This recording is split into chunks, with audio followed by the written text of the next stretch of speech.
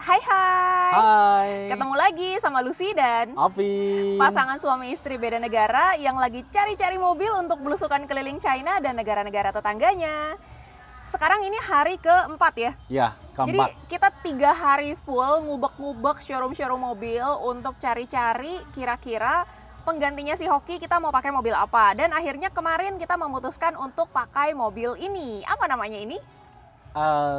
Xinhaishi New Seagull. Singa Laut Baru. Ya. Pemaksaan. SRM ya? Ya. SRM ini adalah mobil listrik.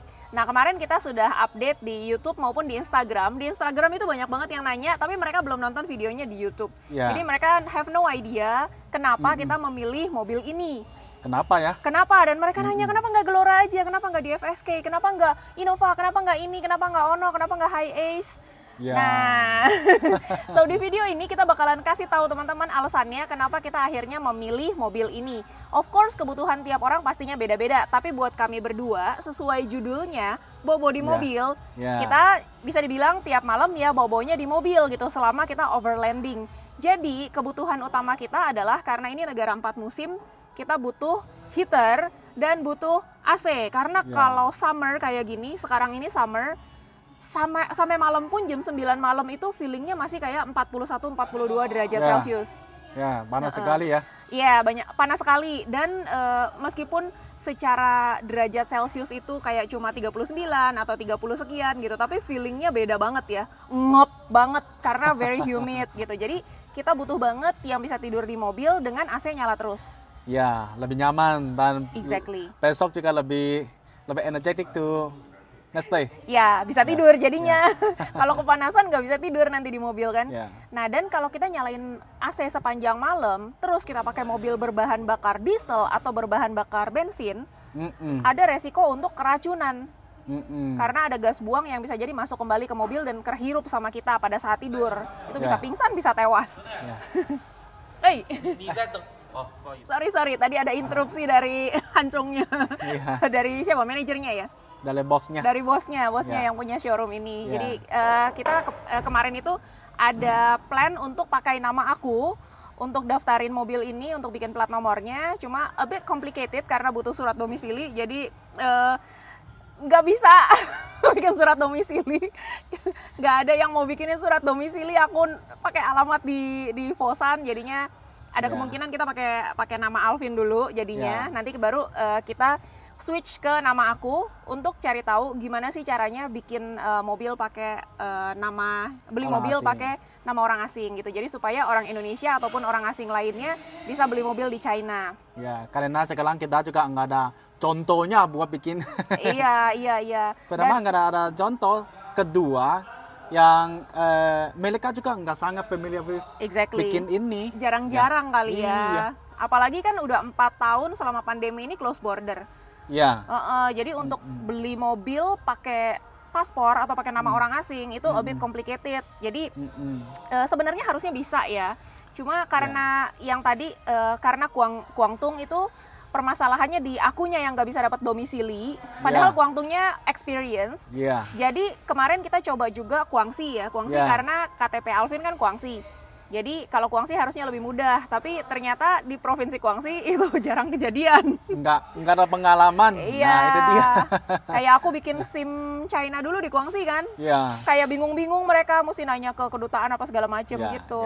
Nah itu jadi kayak namanya apakah bisa pakai ABC, bisa pakai Luciana Rossi, ataukah harus ke Mandarin gitu. Aku punya nama Mandarin, tapi ternyata mereka juga punya ada informasi namanya harus kayak Luciana Rossi tapi di Mandarinkan gitu, bukan Yan Pai Yun, bukan nama Mandarin aku. Jadi itu urusan panjang lah nanti aja. Yes, itu a bit complicated. Nanti kita bahas di video terpisah. Sekarang kita lanjut lagi alasan kenapa kita memilih mobil ini, SRM ini.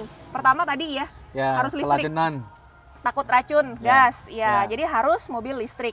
Nah, dari situ mengerucutnya gampang karena di China ini cukup banyak pilihan mobil listrik. Nah, kita juga butuh yang size-nya cukup besar.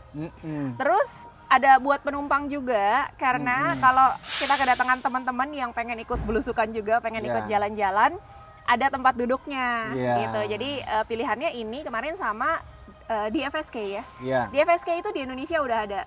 Yeah. Dijualnya sebagai DFSK Gelora, tapi kalau di sini namanya DFSK EC36, EC36, EC36, EC36 gitu. Nah, kenapa kita kok akhirnya milih ini bukannya DFSK kayak lebih mobil sejuta umat? Why? Kalau buat aku ini kelihatan lebih flexible. Hah? Fleksibel? Ya, fleksibel. Okay, ini fleksibel. mobil ini lebih fleksibel. Dalam arti? Bisa penembang. Kalau penembang nggak ada penembang, kita bisa lipat bangku ke atas. Oh, itu yang 6 seats ya? Ya, karena itu udah di register, nggak ada yang hit the law. Oke. Oh ya, informasi tambahan, di China itu tidak semudah di Indonesia, kita copot-copotin bangku. Nggak bisa, jangan. Nggak boleh, jadi di luar mobil itu ada tulisannya, ada 6 orang, ada 7 7 orang gitu. Jadi kalau lagi diperiksa, ketahuan, oh copot-copotin bangku sendiri. Kenapa nah, itu cuma 2 bangku? Iya, pelanggaran 2 bangku, nggak bisa. Nggak boleh kayak gitu. Jadi ada bangku berapa, ya udah itu harus dipakai semua, nggak boleh dicopot-copotin. Even though nggak saling cek ya, tapi sebagai kita harus yang betul. Betul, apalagi kita semuanya di videoin, dipublish. Jadi ada bukti digital kan. Kalau kita bilang enggak, kita nggak copotin, tapi di video-video sebelumnya bangkunya udah dicopotin. Susah mengelaknya itu. Oke, terus kenapa lagi kita memilih ini instead of DFSK? Kalau buat aku ya, ini kelihatan lebih tough sedikit. Oh, sama. Lebih kokoh, lebih kekar katanya. Ya, karena aku coba buka pintu, tutup pintu, rasanya beda. Rasanya beda. Kalau di FSK itu bangkunya lebih enak, tapi ini bisa ganti.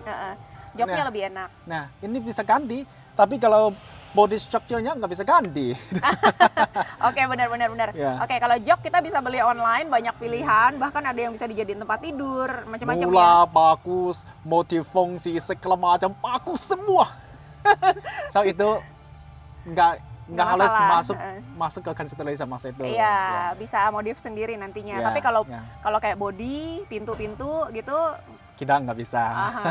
Benar. Oke, nice one. Jadi sebenarnya kemarin pada saat kita cobain, di FSK itu punya 2 kelebihan. 3 kelebihan. Pertama adalah joknya lebih enak. Kedua, AC-nya double blower. Jadi kalau kita living di belakang, pada saat mesin mati bisa pakai AC tengah doang. Dan ketiga, secara dimensi panjangnya lebih panjang ya. Lebih panjang 30 cm. Itu aja sih, 3 poin itu adalah kelebihannya di FSK. Jadi kalau mobil ini, SRM ini, panjangnya 4,495. 4,5 lah. 4,5, oke. Nah itu lebih panjang 30 cm. Yang lainnya sih mirip-mirip ya. Panjangnya aja yang beda. Nah kalau dari aku sendiri, begitu masuk, aku feelingnya kayak di sini kayak looks-nya itu lebih cantik. Lebih fashion gitu, kayak dashboardnya itu ada 3 warna. Abu-abu yang bagian atas, terus ada bagian yang abu-abu mudanya di bawah, terus ada list birunya. Nggak tahu list birunya ini stiker apa? Enggak sih. Mungkin itu nempel film. Masa? Ya kita nanti juga bisa ubah, ini nggak apa-apa. Oh, oke. Tapi kayak looks-nya tuh cantik gitu, terus ada chrome-chrome-nya di bagian AC-nya gitu. Ini kan ada. Rasanya udah enak.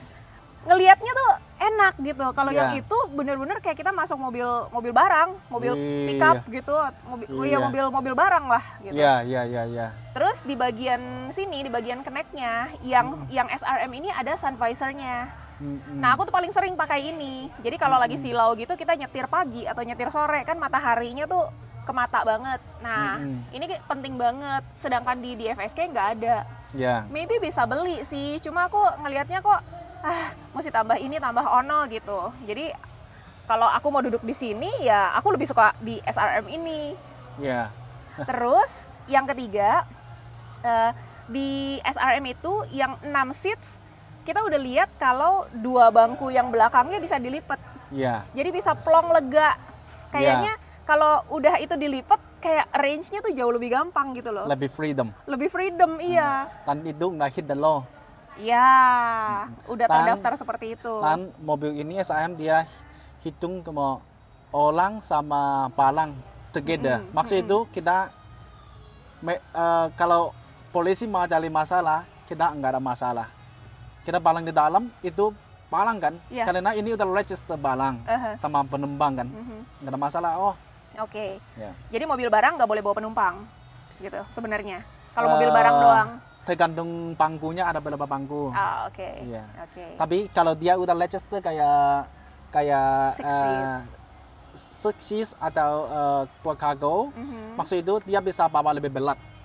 Kalau cuma penumpang sama balang itu, yang lain dia mungkin paling cuma 500 kg. Biasa kayak gitu ya. Tapi aku udah cek ini bisa 1,2 ton. Iya. Iya, aku juga penasaran kenapa kok mobil-mobil SUV, mobil sedan nggak ada copnya 6 orang, 7 orang gitu. Kenapa mobil ginian harus ada tulisannya 6 orang, 7 orang? Ternyata itu ya alasannya. Karena di China semua kalau buat bawa balang dia harus ada beberapa orang tulis. Karena itu cargo kan, cargo, tapi halus. Jadi barang dan orang. Oke, got it. This one for the low side ya, this one dari segi hukumnya, legalnya. Oke, ini aku baru tahu juga. Kamu ngomong aku baru notice, iya ya. Kenapa yang itu 7 orang, 8 orang MPV nggak ditulis-tulis ya? Ternyata ini karena boleh bawa barang juga sebagai kargo juga. Tapi no problem ya. Kemarin aku tanya si box, nanti bisa tutup pakai stiker. Gak bener. Janganlah. Lebih baik kita follow the law. Paling bagus. Set good example lah. Nah, balik lagi ke domisili. So maybe teman-teman yang dari Indonesia kalau sekolah di China itu bisa jadi lebih gampang untuk minta domisili karena kan memang tinggalnya misalnya di asrama ya atau di dorm, bisa minta ke sekolahnya. Nah, tapi kalau aku karena memang tidak tinggal di Fosan, jadi minta domisili ke orang Fosan ya siapa yang mau ngasih gitu kan, lo kagak tinggal di apartemen gue, kagak tinggal di rumah gue, lo tiba-tiba minta surat domisili gitu. Jadi agak mentok di situ. Sedangkan kalau pakai provinsinya Alvin di Guangxi ya challenge-nya ya beda lagi itu ya. Merekanya kurang pengalaman dalam hal registrasi orang asing untuk beli kendaraan. Gitu. Betul. Oke, jadi kurang lebih itu alasannya kenapa kita memilih, interupsi. Cing? 没问题。什么？怎么了？没有。你这拍视频，先拍你先。好，没问题。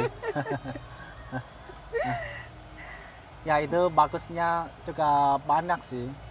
Dan main kalau considering aku, main tidak structure sih, karena di dalam kita bisa according to us. Yes, suka-suka. Kalau structure udah weak, ya 1 tahun 2 tahun udah nggak bisa. Di dalam mau pelaba cantik juga kosong kan, nggak, no meaning kan. Oke, and another reason kenapa kita milih juga mobil listrik selain karena butuh AC dan heater sepanjang malam. Another reason adalah cost operasionalnya. Karena di China itu bensin itu mahal.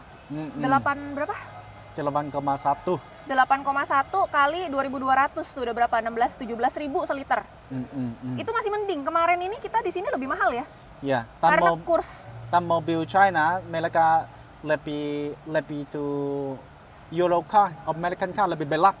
Ya, bodinya berat-berat, bukan yang kaleng-kaleng gitu. So mereka consumption lebih gede. BBM-nya itu minum, jadi meskipun cc-nya kayak 2000 cc, tapi bisa konsumsinya 1:8, 1:7, apalagi kalau naik turun gunung itu bisa 1:6.